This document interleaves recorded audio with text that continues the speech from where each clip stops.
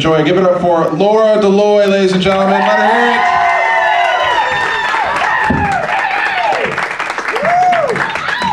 it. Now I'm scared to touch the fucking mic. It's gonna explode. I'm actually kind of pissed because James Lester stole my entire act. So now I don't know what to say. Let me think. Tony Long Dog. Oh yeah, I have a gigantic penis. Alright. I do, it's just in a drawer at home.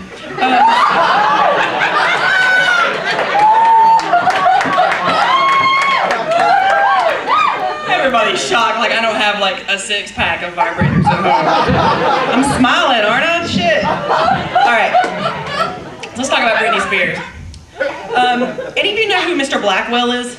Yes. Like 2 people. Yay, okay. So I'll talk to you guys. If you don't know, Mr. Blackwell is this asshole in Hollywood who picks on all the celebrities. And, you know, celebrities have a hard life. They don't need to be picked on. He publishes a list every year of the worst dressed celebrities in Hollywood. And this year, Britney topped it. Aww, I'm sad because thanks to Britney and her whole Vagina-gate thing, all the women in America are all of a sudden like, hey, my vagina's actually pretty nice. Because you know, women obsess over this shit, right? They're like, are my lips even? I mean, and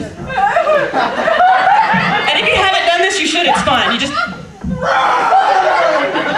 the mirror, and then you step on the mic stand.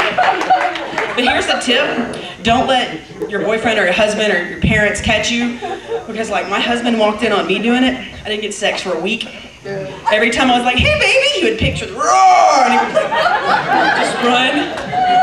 But so thanks to Britney, I'm all kinds of self-confident in my vagina now, because I'll go ahead and shout it proud. One of my lips is longer than the other. But that's okay, I turned it into an advantage. I put a snap in one side, and now I have a little purse. And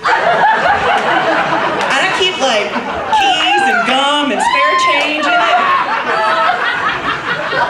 it. It's awesome for spare change, and the bums on Beale Street completely leave me alone.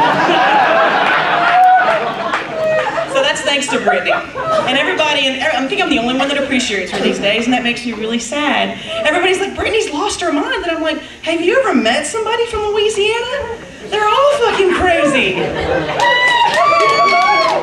Then again, I'm biased, because I dated somebody from Louisiana, it didn't go well. So the whole Katrina thing was kind of a mixed bag.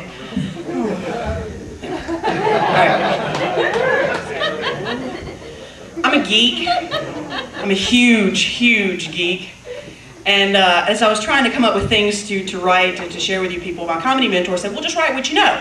I'm like, all right, okay, well, I can write about this chick my friend's dating now. He failed his saving throw for whore. Yes! But that's okay, right? Because I don't think that relationship's gonna last any longer than Firefly did. And I got a laugh, so Joe, you owe me $2D6.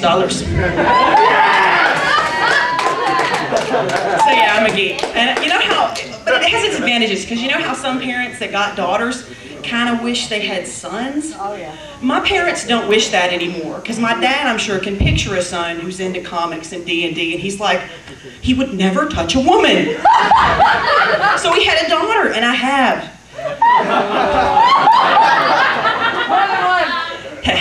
Like 5 of them are here tonight. So there are advantages to being a geek. I just fucking forgot the other one, so let's move on. I live near trains. Who here lives near a train? Because it's Memphis. We all have to live near trains. And I hate it, because I'll be in the middle of the night, I'll be having sex, and the train comes, so I gotta get louder. So I'm like, yes! No! Wrong! Hole! No! But then I get into it, right? So the train goes by, but I'm still, yes! Yes! And then I'm that roommate. Have you ever had that roommate that she has to make sure everybody in the house knows she's getting laid? Oh yeah. And she'll come out after, she's like, I'm so sweaty and tired and oh, I'm so sore. And you're like, oh, fuck you. I'm gonna beat you to death with your Sex and the City DVDs, bitch. So I'm done with women. I now have my husband and a male roommate. Male roommates are a lot more fun. There's a lot less baggage, there's a lot less crazy shit. But I was hanging out in my guy roommate's bedroom the other day, and I noticed on his nightstand there was a measuring tape. And I made fun of him for like 3 hours. But then afterwards I got to thinking, I was like, you know, that's fucking not fair. Because men, you guys have it made. All the physical assets you could possibly be interested in are pretty much visible to the naked eye. My tits are awesome. It's not going to be a big surprise when I take my top off, where it's all of a sudden you're like, wow, I didn't expect that. Vaginas, you know, are pretty much the same except for care and upkeep, and I'm okay. But women, on the other hand, have to deal with this completely unexpected variable, penis size. And we don't have any idea until the moment of truth arrives. And you girls are with me. You'll put the work in to a relationship so you can sleep with a guy without feeling like a complete and utter whore. And then he takes his pants off and it's minuscule. Fuck! Now you gotta come up with an excuse to break up with him. And some of you guys are like, oh, that bitch! I knew it wasn't the toilet seat thing! Oh. So I'm sorry to have to break it to you though. So my search is over. I'm actually married. I got married a few months ago. Thank you. But I hate to break it to you, it kind of sucks. Because my husband, okay, we'll be fighting. We'll be having a fight. Like last week when he accidentally got the definition for svelte mixed up and accidentally called me fat. We'll be having a fight, right? Do you know what that bastard has the nerve to do? He apologizes right away. Sometimes he brings me flowers. And I'm like, you asshole, all I want to do is stay mad. And you're just... he's so sweet. So I figured out a way to win every argument right away. There's two really valuable things that I've learned in my marriage so far. The first one is never touch the towel a guy keeps next to his side of the bed. Oh, yeah! Never. The second one is you can win any argument just by saying back whatever your mate just said to you, just louder. You're sorry? You didn't mean to? And that freaks him out, right? Because he's like, oh, I'm not getting any new information. And so let's just start talking. And you can take it to the next level by asking everything as a question.